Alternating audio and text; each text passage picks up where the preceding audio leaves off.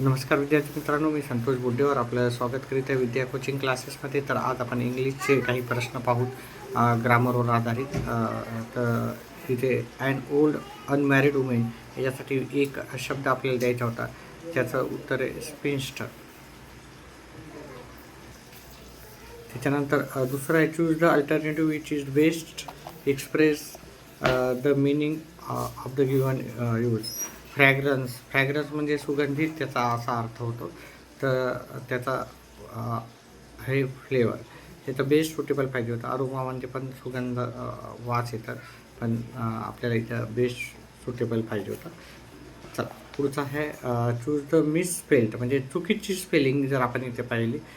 Deficient ही correct आहे, efficient पण correct आहे, रेटिसंट पण करेक्ट आहे, मॅग्निफिशंट याची थोडीशी आपली मिसस्पेल्ड येतात. त्यानंतर choose the word opposite in the meaning to the word given म्हणजे आपल्याला अपोजिट पाहिजे होतं. वल्नरेबल म्हणजे काय, आपण एखादा अकवर्डल्या ठिकाणी असतो त्याला वल्नरेबल म्हणतो. तर सेक्युअर त्याचा आहे, ठीक आहे. म्हणजे वीक म्हणजे दुबळा होतो. सेन्सिटिव्ह म्हणजे काही गोष्टीमध्ये तो सेन्सिटिव्ह असतो असं म्हणतो. लायबल म्हणजे देणं असणं कुणाला. सिक्युअर म्हणजे सुरक्षित असणे. वल्नरेबल म्हणजे असुरक्षित असणे. त्याच्यानंतर पुढचं आहे आपल्याला choose the correct passive construction of the given sentence. Women like man to flatter them. पहा, याच्यावर पॅसिव्ह वाईज ॲक्टिव्ह वाईजवर माझा एक सेपरेट व्हिडिओ आहे, तो जाऊन पहा तुम्ही, ठीक आहे. इथे मी तुम्हाला डायरेक्ट उत्तर सांगतो, ठीक आहे. हे women like to flattered by men, हे त्याचं उत्तर आहे.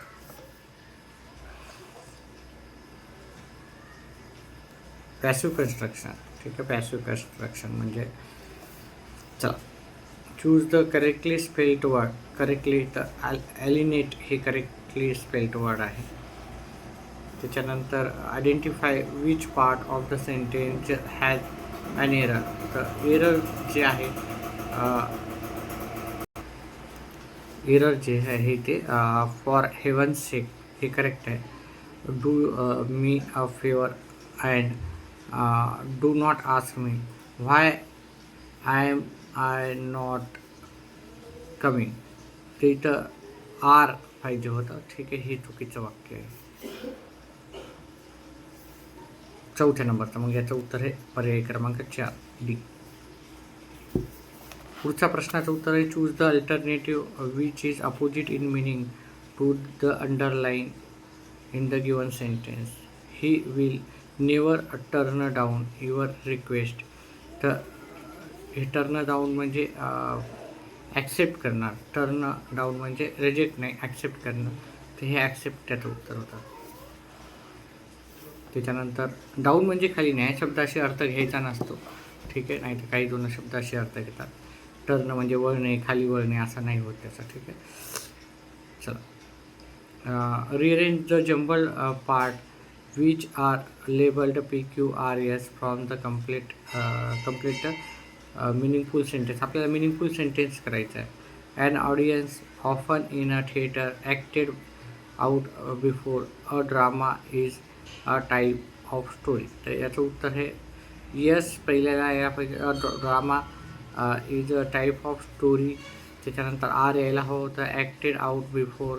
त्याच्यानंतर P and audience, Q often in a theatre, हे त्याचं उत्तर होतं. म्हणजे यस आर पी क्यू म्हणजे आपल्याला सिरियल वाईजनुसार पहिल्या नंबरला कोणतं सेंटेन्स, दुसऱ्या नंबरला कोणतं सेंटेन्स, त्याच्यानुसार आपल्याला उत्तर लिहायचं होतं.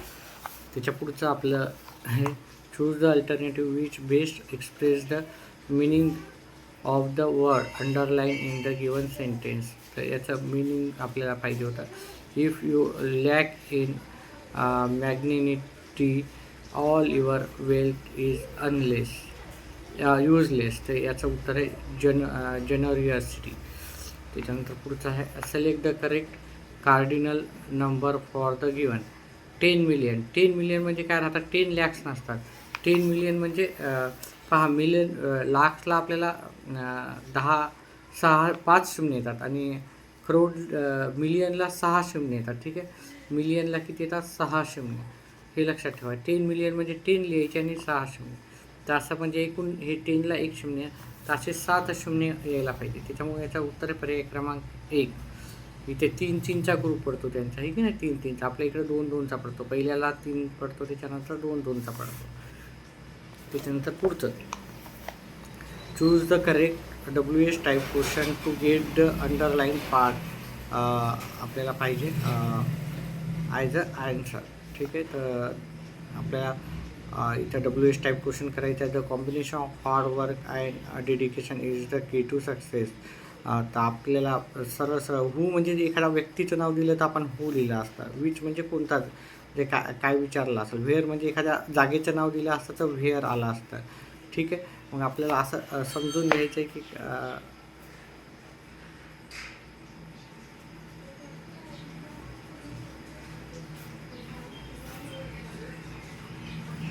तर हे पण नसणार आहे. त्याच्यामुळं उत्तर याचं वाटच पासूनच सुरू करा. चला त्याच्यानंतर पुढचा प्रश्न आहे.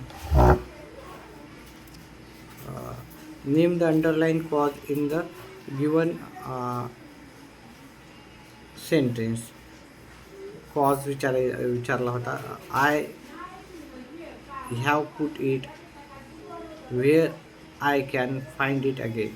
Adverb clause of place. पहा इथं काय फाइंड इट अगेन. व्हेअर आलेला असल्यामुळे इथं प्लेस. व्हेअरचं काय राहतं? व्हेअर म्हणजे कुठे, कुठे म्हणजे place. Choose the correct alternative, fill in the blanks. The first of COVID-19 is cold.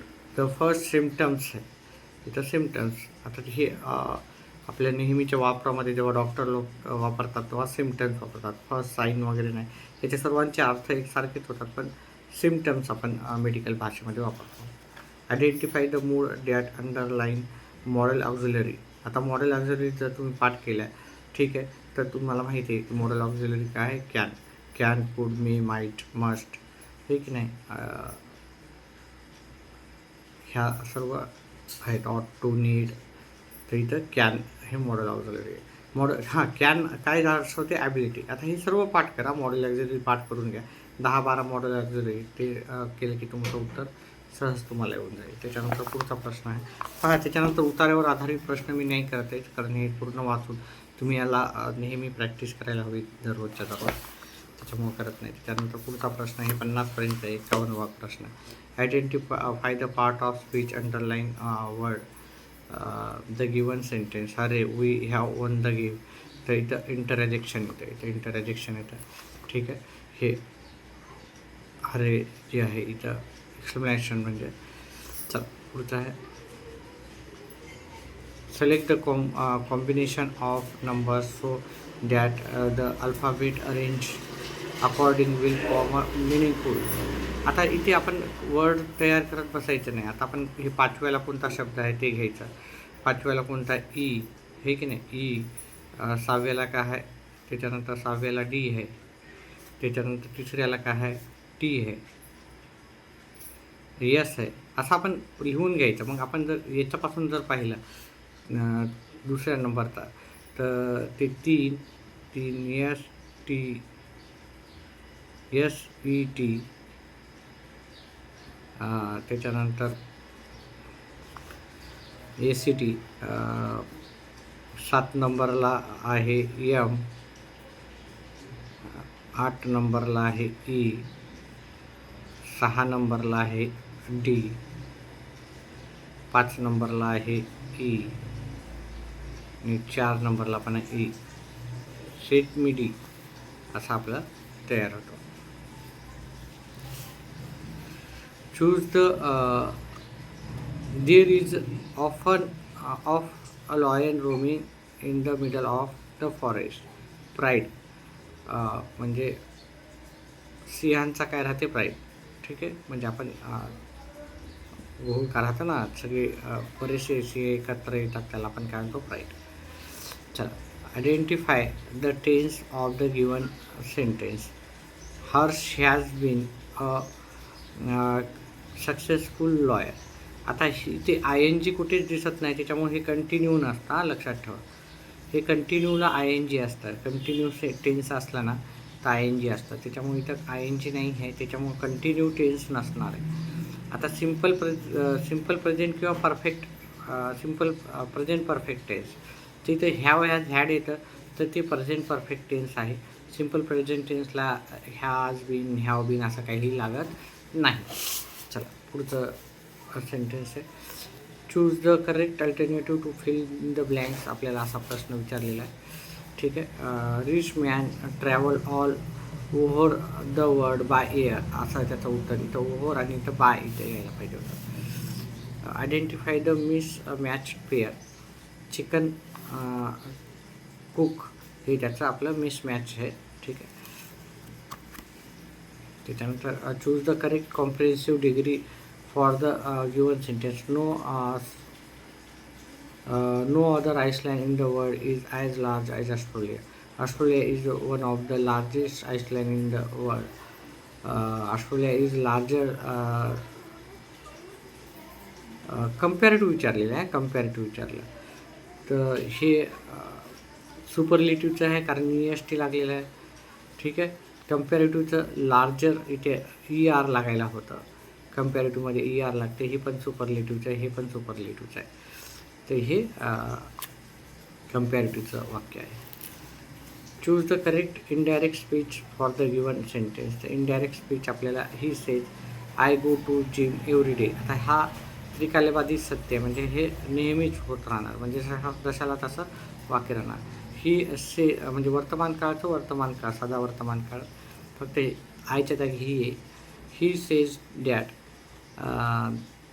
He goes to the gym every day, हे त्याचं करेक्ट आहे. ठीक आहे.